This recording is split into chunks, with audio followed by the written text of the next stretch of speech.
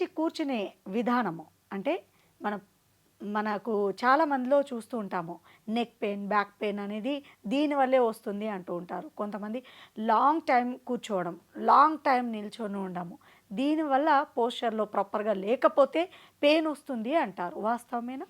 కరెక్టేనండి. So, posture అనేది చాలా చాలా ఇంపార్టెంట్. సో, ఇప్పుడు కంటిన్యూయస్‌గా ఒకటే పోస్చర్‌లో కూర్చోవడం.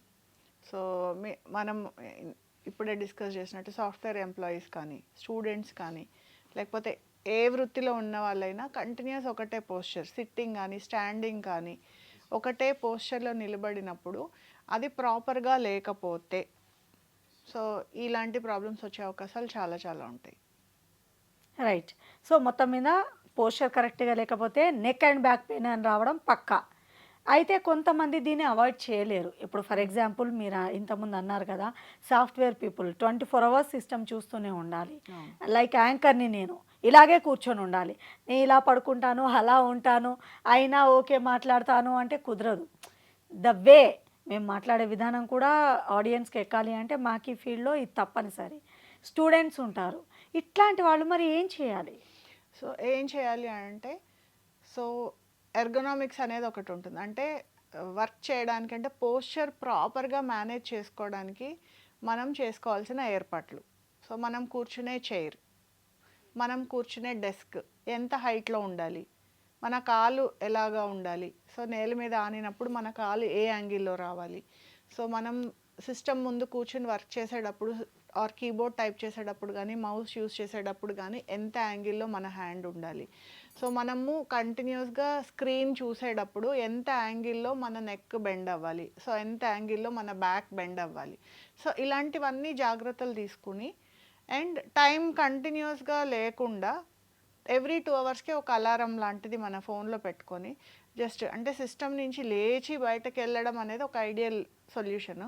అలా కుదరనప్పుడు అట్‌లీస్ట్ చైర్ వెనక్కి లాక్కొని జస్ట్ ఇట్లా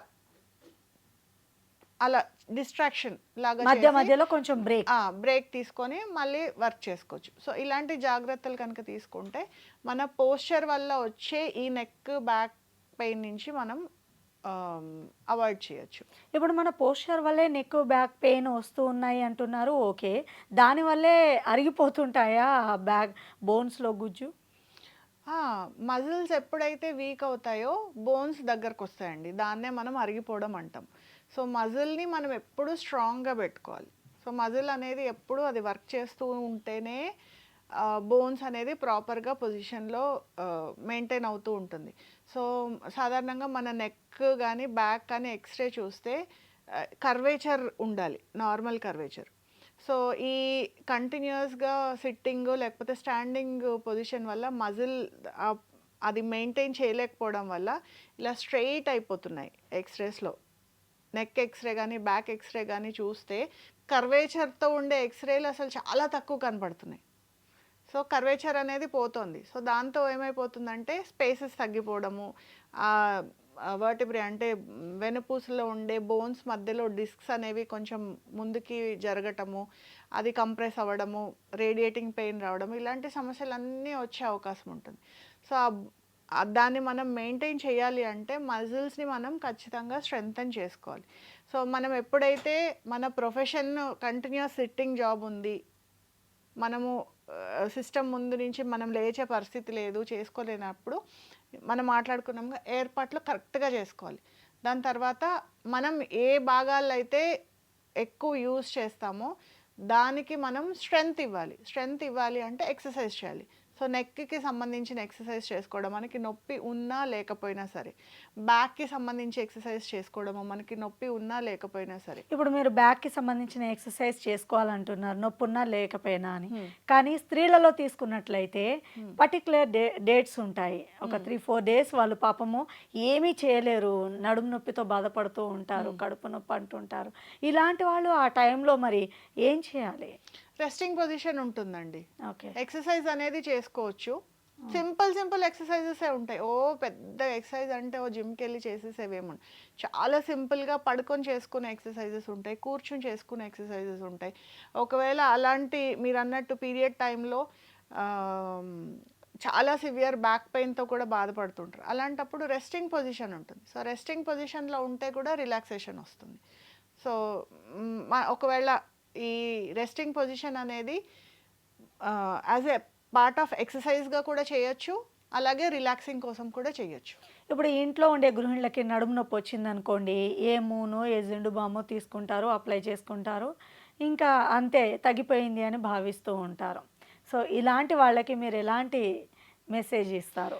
గృహిణులకి నేను చెప్పేదేంటంటే, సాధారణంగా గృహిణులందరూ ఆలోచన విధానం ఫస్ట్ ఇంట్లో అందరినీ చూసుకోవాలి, పిల్లల్ని చూసుకోవాలి, భర్తని చూసుకోవాలి, అత్తమామల్ని చూసుకోవాలి, తల్లిదండ్రులు ఉంటే వాళ్ళని చూసుకోవాలి. సో ఫస్ట్ ప్రిఫరెన్స్ అందరికీ ఫ్యామిలీ కోసం ఇచ్చేస్తారు. కానీ గృహిణులందరూ ఒకటి గుర్తుపెట్టుకోండి, ముందు మనం బాగుంటేనే మనం మన ఫ్యామిలీని బాగా చూసుకోగలుగుతాం.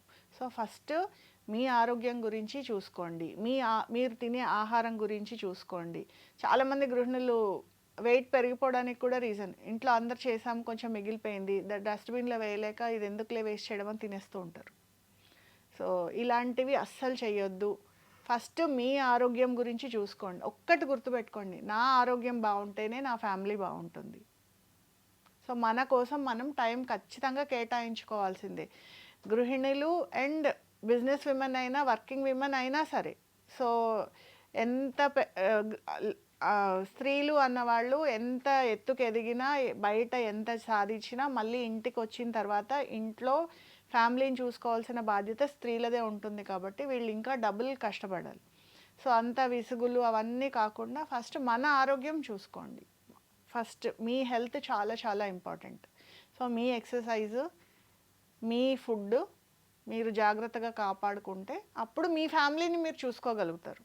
సో కేవలం మీ ఫ్యామిలీ గురించి ఆలోచించి మీ ఆరోగ్యం పాడైందంటే రేపు మిమ్మల్ని చూడడానికి ఎవరు ఉండరు. సో ఇదైతే ఖచ్చితం. కాబట్టి గృహిణులందరికీ నేను చెప్పేది, ఫస్ట్ మీరు ఎక్సర్సైజ్ ఖచ్చితంగా చేసుకోండి, ఆహారం జాగ్రత్తలు తీసుకోండి, ఫ్యామిలీ ఆరోగ్యం అంతా చూసుకోండి. సో ఇప్పుడు neck pain, back pain posture ప్రాపర్గా లేకపోతే వస్తుంది అంటున్నారు. వీళ్ళు ఎలాంటి ఫుడ్ తీసుకోవాలి ఇంతకుముందు చెప్తున్నారు కదా.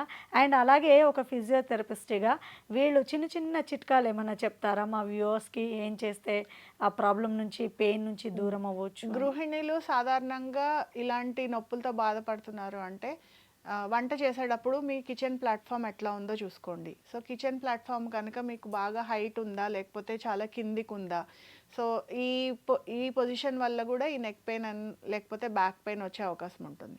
సో మీరు ఒకవేళ కిచెన్ ప్లాట్ఫామ్ అడ్జస్ట్ చేసుకోగలిగితే ఓకే. ఒకవేళ మీరు రెంట్ ఇంట్లో ఉంటున్నారు, మీకు అడ్జస్ట్ చేసుకునే పాసిబిలిటీ లేదు, అలాంటప్పుడు ఒకవేళ ప్లాట్ఫామ్ కనుక మీకు హైట్లో ఉంటే కింద ఏదైనా చిన్న స్టూల్ వేసుకొని స్టూల్ మీద ఎక్కి వంట చేసుకోవడం కానీ, సో ఇలాంటి చిన్న చిన్న జాగ్రత్తలు.